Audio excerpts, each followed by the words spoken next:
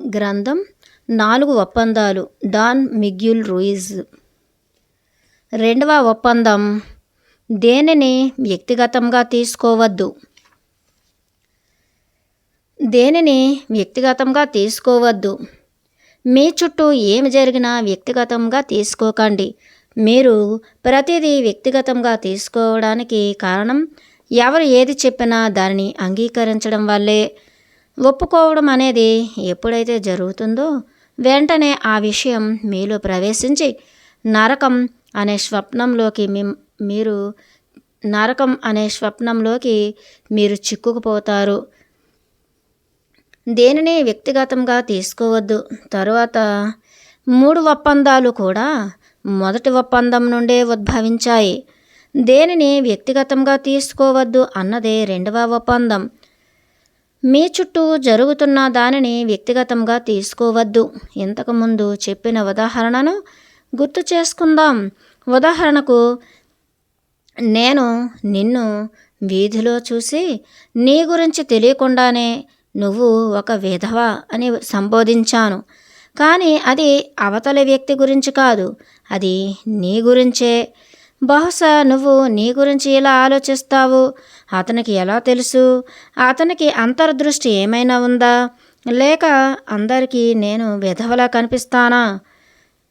మీరు అతను చెప్పిన దానితో అంగీకరిస్తారు కనుక మీరు దానిని వ్యక్తిగతంగా తీసుకుంటారు. మీరు అంగీకరించిన వెంటనే ఈ విషయం మీలో ప్రవహిస్తుంది. తత్ఫలితంగా మీరు నరకం అనే కలలో ఇరుక్కుపోతారు. మిమ్మల్ని ఇరికించేదే వ్యక్తిగత ప్రాముఖ్యత లేదా విషయాలను వ్యక్తిగతంగా తీసుకోవటం అన్నది స్వార్థం యొక్క పూర్తి స్థాయి వ్యక్తీకరణ. మనం అన్నింటినీ మన గురించి అన్న అపోహను సృష్టించుకుంటాము. మన విద్యా సమయంలో లేదా పెంపకం సమయంలో ప్రతిదీ వ్యక్తిగతంగా తీసుకోవటాన్ని నేర్చుకుంటాము. మనమే అన్నింటికీ కారణమని మనం భావిస్తాము. నేనే, ఎల్లప్పుడూ నేనే. మీ వల్ల ఇతరులు ఏమీ చేయలేరు. అది కేవలం వారికి వారే చేసుకుంటారు. ప్రతి ఒక్కరూ తమ తమ కళల్లో తమ సొంత మనస్సుల్లో జీవిస్తుంటారు. మనం జీవిస్తున్న దానికన్నా వారు పూర్తి భిన్నమైన ప్రపంచంలో జీవిస్తుంటారు. మనం ఏదైనా వ్యక్తిగతంగా తీసుకున్నప్పుడు మన ప్రపంచంలో ఏముందన్న విషయాన్ని ఊహించుకుంటారు. మన ప్రపంచాన్ని వారి ప్రపంచం పైన ముద్రించాలి అనుకుంటాము. ఒక సందర్భం వ్యక్తిగతంగా అనిపించినప్పటికీ, ఎదుటివారు మిమ్మల్ని నేరుగా అవమానించినప్పటికీ దానికి మీతో ఎటువంటి సంబంధం లేదు. వారు ఏమి చెప్పినా ఏమి చేసినా వారు వెల్లడించే అభిప్రాయాలని కూడా తమ సొంత మనస్సులకి అనుగుణంగా చేసుకున్న ఒప్పందాల ప్రకారమే ఉంటాయి. వారి పెంపకం సమయంలో వారు అందుకున్న ప్రోగ్రామింగ్ ద్వారా వారి దృష్టి ఏర్పడుతుంది. ఎవరైనా మిమ్మల్ని చూసి, హే నువ్వు చాలా లావుగా ఉన్నావు అని చెప్తే మీరు దానిని వ్యక్తిగతంగా తీసుకోకండి. ఎందుకంటే ఆ వ్యక్తి తన సొంత విశ్వాసాలు, అభిప్రాయాలు, నమ్మకాలు మరి భావనలతో నడుచుకుంటున్నారు. అన్నీ వ్యక్తిగతంగా తీసుకుంటున్నప్పుడు మీరు మాయలో పడేయడానికి ప్రయత్నించే వేటగాళ్లకు వేటగా మారుతారు. ఆ వ్యక్తి మీకు విషాన్ని పంపించటానికి ప్రయత్నిస్తున్నాడు. మీరు వాటిని వ్యక్తిగతంగా తీసుకున్నప్పుడు ఆ విషయాన్ని తీసుకున్నవారవుతారు. అప్పుడు ఆ విషయం మీ సొంతం అవుతుంది. మీరు అన్నింటినీ వ్యక్తిగతంగా తీసుకుంటారు కనుక వారు మిమ్మల్ని ఒక చిన్న అభిప్రాయంతో కట్టిపడేసి వారికి నచ్చిన విషయాన్ని మీకు ఇస్తుంటారు. వారి భావోద్వేగ చెత్తను మీరు తీసుకుంటారు కనుక మీరు కూడా ఒక చెత్తగా మారుతారు. కానీ ఒకవేళ మీరు ఇవన్నీ వ్యక్తిగతంగా తీసుకోకపోతే మీరు నరకంలో కూడా వీటిని తట్టుకుని నిలబడతారు. నరకంలో ఉన్నప్పుడు కూడా విషాన్ని తట్టుకోగలిగి ఉండటమే ఈ ఒప్పందం యొక్క బహుమతి. మీరు విషయాలను వ్యక్తిగతంగా తీసుకున్నప్పుడు మీరు అవమానించబడినట్లుగా భావిస్తారు. మీ ప్రతిస్పందన మీ యొక్క విశ్వాసాలను రక్షిస్తూ సంఘర్షణను కలిగిస్తుంది. మిమ్మల్ని మీరు సరైన వారిగా తీసుకోవటానికి మరి ఇతరులను తప్పుగా భావించటానికి అవసరం ఉన్నందువల్ల మీరు చిన్న విషయం నుంచి పెద్ద దానిని సృష్టించుకుంటారు. మీ సొంత అభిప్రాయాలను అందించి మీరు కూడా సరైన వారిగా ఉండటానికి చాలా ఎక్కువగా ప్రయత్నిస్తారు. అదేవిధంగా మీరు భావిస్తున్నవన్నీ కూడా మీ సొంత కళ మరి మీ సొంత ఒప్పందాల వ్యక్తీకరణ లేదా ప్రతిబింబమే.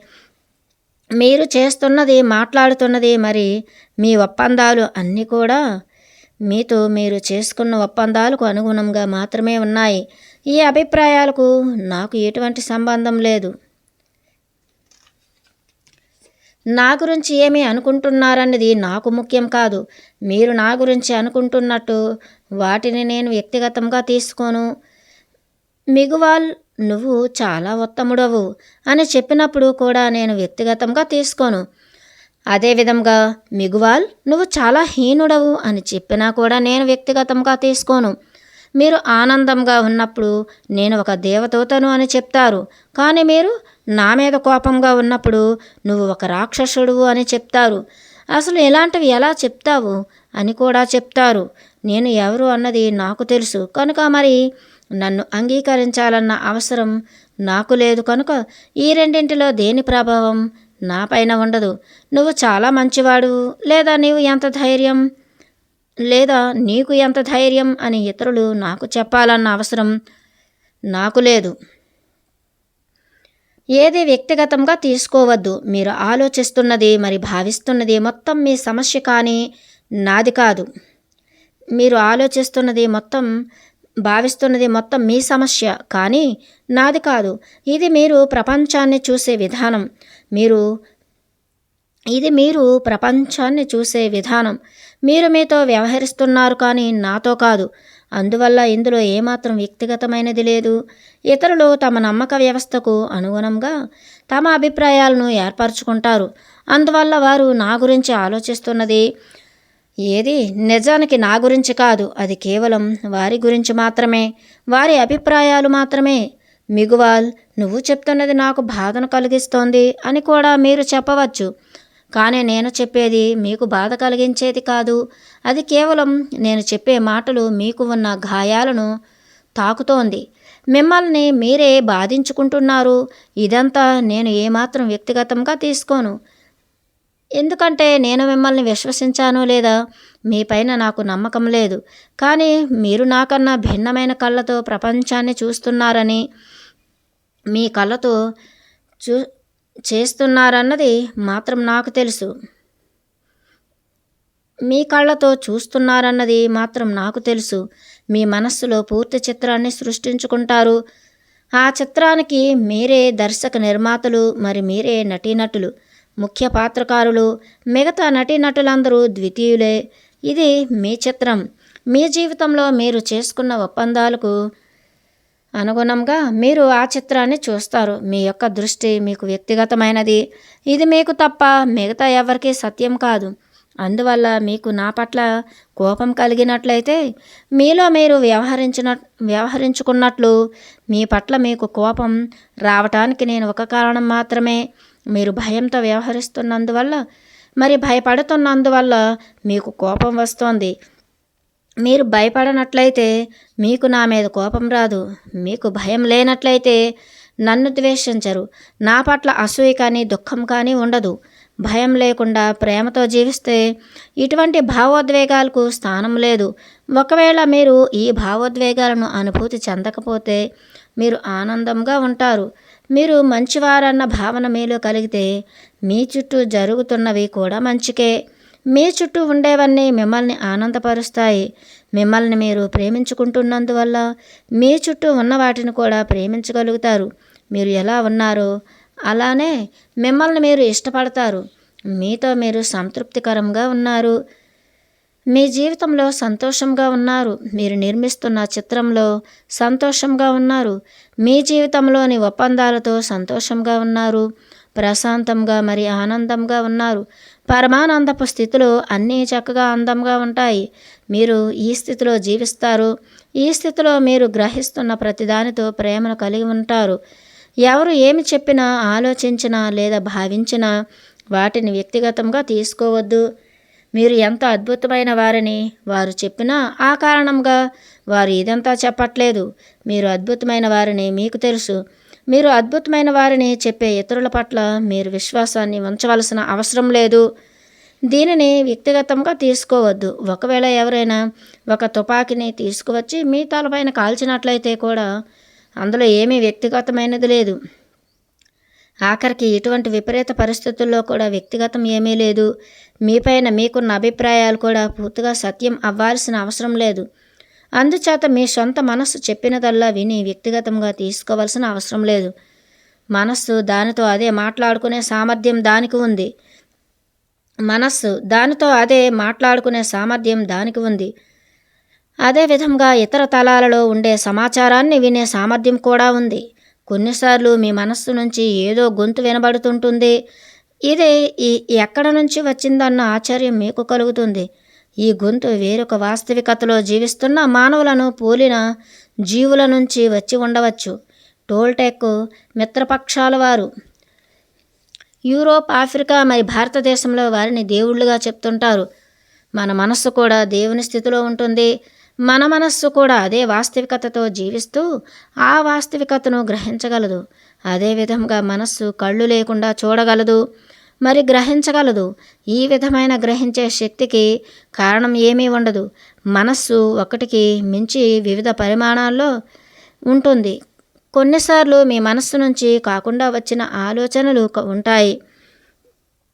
కొన్నిసార్లు మీ మనస్సు నుంచి కాకుండా వచ్చిన ఆలోచనలు కూడా ఉంటాయి. అయినప్పటికీ వాటిని మీ మనస్సు గ్రహించగలదు. ఈ గొంతులు మాట్లాడినప్పుడు వాటిని మీరు నమ్ముతారా లేదా అన్నది ఎంచుకునే హక్కు మీకు ఉంది.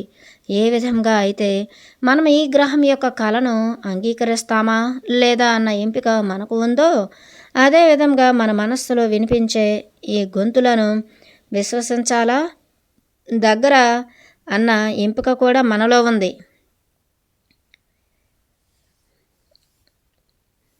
మన మనస్సు దానితో అది మాట్లాడగలదు, మరి వినగలదు. శరీరంలో విభజన ఉన్న విధంగానే మనస్సులో కూడా విభజన ఉంటుంది. మన రెండు చేతుల్లో ఒకదానితో ఒకటి కరచాలనం చేసుకున్నప్పుడు ఒక చెయ్యి కరచాలనం చేస్తే రెండవ చెయ్యి అనుభూతి చెందగలదు. అదేవిధంగా మన మనస్సు కూడా దానితో అదే మాట్లాడగలదు. మనస్సులోని ఒక భాగం మాట్లాడితే మరొక భాగం వింటుంది. మీ మనస్సులోని 1000 భాగాలు ఒకేసారి మాట్లాడినప్పుడే పెద్ద సమస్య అవుతుంది. అదే మిటోటే గుర్తుందా?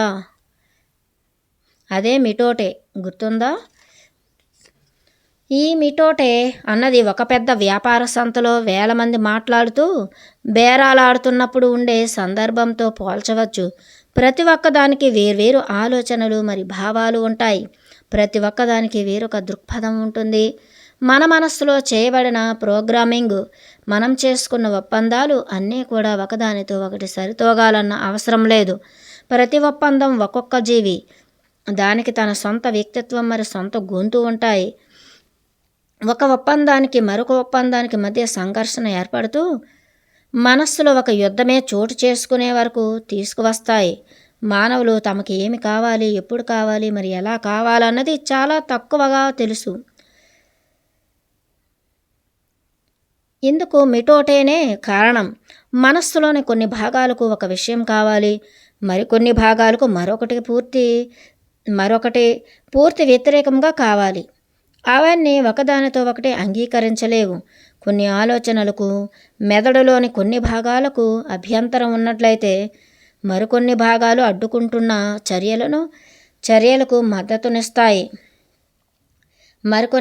అడ్డుకుంటున్న చర్యలకు మద్దతునిస్తాయి.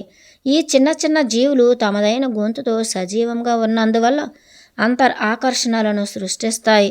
మనం ఎటువంటి ఒప్పందాలను చేసుకున్నామన్న ఆవిష్కరణను చేసినట్లయితే మన మనస్సులో చోటు చేసుకుంటున్న అన్ని సంఘర్షణలను అడ్డుకోగలుగుతాము. క్రమంగా మన మనస్సులోని గందరగోళపు మిటోటేను క్రమానుగతీకరించగలుగుతాము. దేనిని వ్యక్తిగతంగా తీసుకోవద్దు. ఒకవేళ మీరు అన్నింటినీ వ్యక్తిగతంగా తీసుకున్నట్లయితే ఏమీ లేని దానికోసం దుఃఖిస్తారు. మానవులు వివిధ స్థాయిల్లో దుఃఖం చెందటానికి వ్యాసాలుగా మారారు. అదే విధంగా మనం ఈ దుఃఖపు వ్యసనాన్ని పెంపొందించుకోవడానికి ఒకరికి ఒకరు మద్దతునిచ్చుకుంటాము. మీరు నిందకు గురవ్వాల్సిన అవసరం ఉన్నట్లయితే ఇతరులచే సులభంగా నిందకు గురవుతారు. అదేవిధంగా మీరు దుఃఖం చెందవలసిన అవసరం ఉన్నట్లయితే సులభంగా ఇతరులు మిమ్మల్ని నిందించి దుఃఖంలోకి నెట్టేస్తారు. దయచేసి నన్ను ఇబ్బంది పెట్టండి అని మీ వెనకాల అతికించుకున్నట్లుగా ఉంటుంది. బాధల పట్ల వారికున్న వ్యసనం ఒప్పందం తప్ప మరేమీ కాదు. ఇది ప్రతిరోజు బలోపేతమవుతుంది. మీరు ఎక్కడికి వెళ్ళినా మనుష్యులు మీతో అబద్ధాలను చెప్పటాన్ని చూస్తుంటారు. మీ ఎరుక పెరిగినప్పుడు మీకు మీరు కూడా అబద్ధం చెప్పుకుంటున్నారన్న విషయాన్ని గమనిస్తారు. మిమ్మల్ని మీరు విశ్వసించాలి. అదేవిధంగా ఇతరులు మీకు చెప్పేది నమ్మాలా లేదా అన్నది కూడా ఎంచుకోవాలి. ఇతరులు ఎవరైనా ఏదైనా చెప్పినప్పుడు వ్యక్తిగతంగా తీసుకోకుండా ఉన్నది మనం చూసినట్లయితే ఇతరులు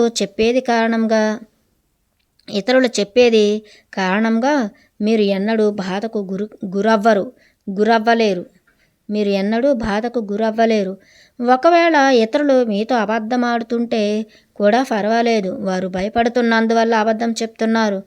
వారు పరిపూర్ణంగా లేరని మీరు గుర్తిస్తారు అన్నదాని కోసం అబద్ధం చెప్తుంటారు. సామాజిక ముసుగుని తొలగించటం చాలా బాధాకరమైనది. ఇతరులు ఒక విషయాన్ని చెప్పి మరొకటి చేశారంటే వారి చర్యలను తీసుకోలేకపోతున్నందువల్ల మీరు మీకు అబద్ధం ఆడుకుంటున్నారు. ఒకవేళ మీతో మీరు నిజంగా ఉన్నట్లయితే ఎంతో భావోద్వేగ దుఃఖం నుంచి మిమ్మల్ని మీరు రక్షించుకున్నట్లే. మీ గురించి మీకు చెప్తున్న సత్యం మీకు బాధను కలిగించవచ్చు, కానీ మీరు ఆ బాధకు అనుసంధానమయ్యి ఉండవలసిన అవసరం లేదు. స్వస్థత మీ మార్గంలోకి పయనిస్తోంది అని సర్దుకోవటానికి కొంత సమయం పడుతుంది అంతే. ఒకవేళ ఎవరైనా మీ పట్ల ప్రేమ మరి గౌరవంతో నడుచుకోలేకపోతే వారు మీ నుంచి దూరంగా వెళ్ళిపోతారు. ఇది మీకు ఒక వరం. ఆ వ్యక్తి మీ నుంచి వెళ్ళకపోతే ఆ వ్యక్తితో మీరు ఎన్నో సంవత్సరాలు ఇబ్బంది పడవలసి వస్తుంది. దూరంగా వెళ్ళటం వల్ల కొంత బాధ కలగవచ్చు, కానీ మీ హృదయానికి క్రమంగా స్వస్థత చేకూరుతుంది. ఆ తర్వాత మీకు నిజంగా ఏమి కావాలన్నా దానిని ఎంచుకోవచ్చు. సరైన ఎంపికలు చేసుకోవటానికి మిమ్మల్ని మీరు విశ్వసించినంతగా ఇతరులు మిమ్మల్ని విశ్వసించాల్సిన అవసరం లేదు. ఏది కూడా వ్యక్తిగతంగా తీసుకోకపోవటం అన్నది ఒక బలమైన అలవాటుగా అలవరుచుకున్నప్పుడు మీ జీవితంలో ఎన్నో కలతలను నిరోధించవచ్చు. మీ కోపం, అసూయ మాయమవుతాయి. మీరు దేనిని వ్యక్తిగతంగా తీసుకోనందువల్ల మీ దుఃఖం కూడా సులువుగా మాయమవుతుంది. ఈ రెండవ ఒప్పందం ఒక అలవాటుగా చేసుకున్నప్పుడు మిమ్మల్ని తిరిగి నరకంలోకి ఏదీ తీసుకువెళ్ళలేదు. దీనిని వ్యక్తిగతంగా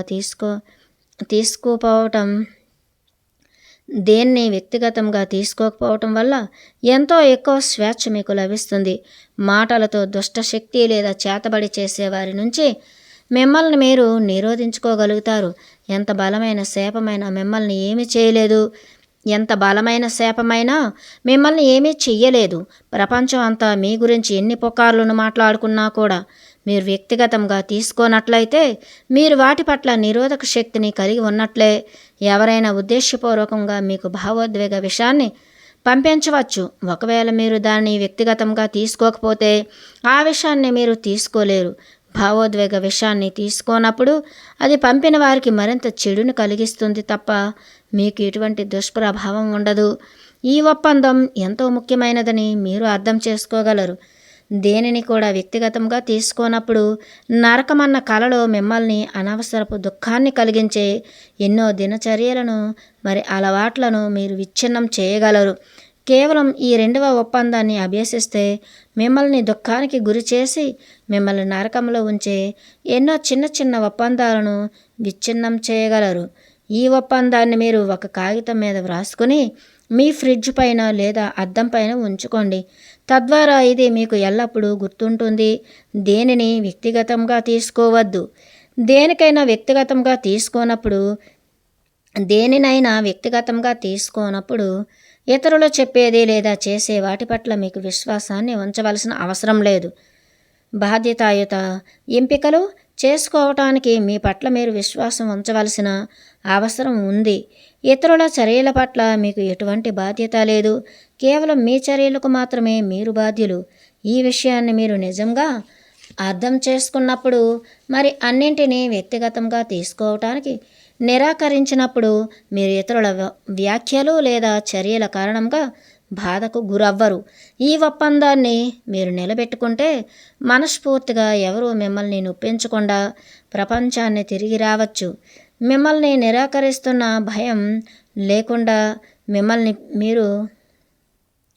మిమ్మల్ని నిరాకరిస్తారన్న భయం లేకుండా మిమ్మల్ని మీరు ప్రేమించుకుంటున్నారని చెప్పుకోవచ్చు. మీకు అవసరమైనదని మీరు అడగవచ్చు, మీకు అవసరమైనదని మీరు అడగవచ్చు. మీరు ఎంచుకున్న దానిని, అంగీకారాన్ని లేదా నిరాకరించటాన్ని ఎటువంటి అపరాధ భావన లేకుండా తెలియచేయవచ్చు. మీ మనస్సు చెప్పిన దానిని అనుసరించవచ్చు. అప్పుడు మీరు నరకం మధ్యలో ఉన్నప్పటికీ ప్రశాంతత మరి ఆనందాన్ని అనుభూతి చెందవచ్చు. పరమానందపు స్థితిలో ఉండవచ్చు. నరకం మీపైన ఎటువంటి ప్రభావం చూపించదు.